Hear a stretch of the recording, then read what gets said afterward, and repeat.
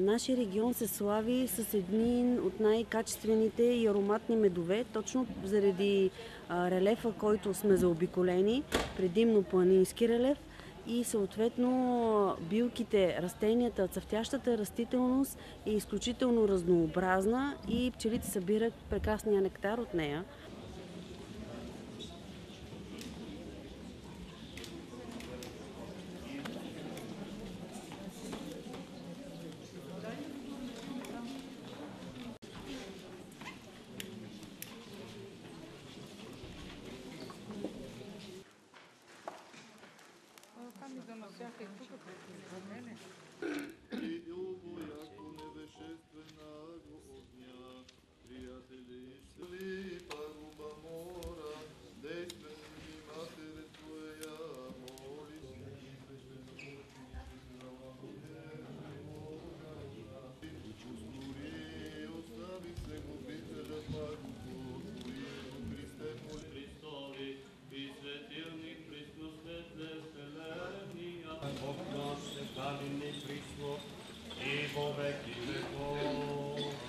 Пчеларите тачат покровителя си Свети Харалампи и съответно се запази и този празник.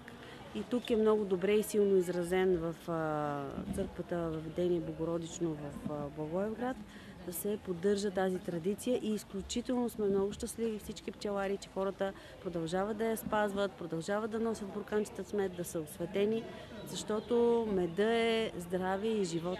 Меда е елексира на живота и човек, ако всеки ден си хапа по една лъжичка мед, освен че ще бъде здрав, ще има енергия и ще се чувства добре.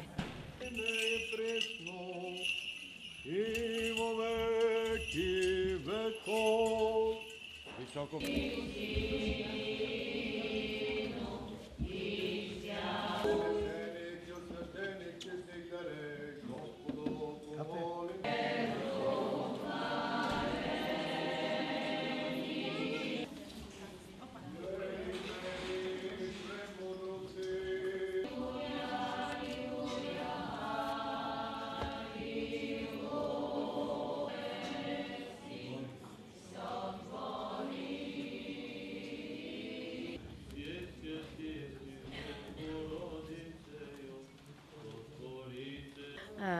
Хората вярват на качествата на меда, защото меда, пчелния мед има 200 вида хранителни вещества. Истинския мед има 200 вида хранителни вещества и затова хората почитат Свети Харалампи и вярват в неговото качество и неговото благосъстояние и се лекуват, лекуват се хората от истинския мед.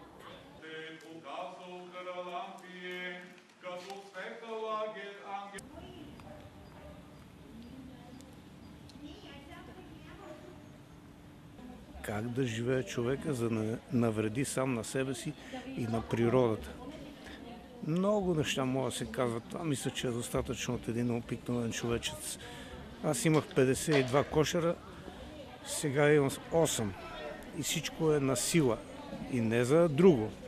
Заради това, че въздух, водата са мръсни. Страшно мръсни. И никой не обръща внимание на това.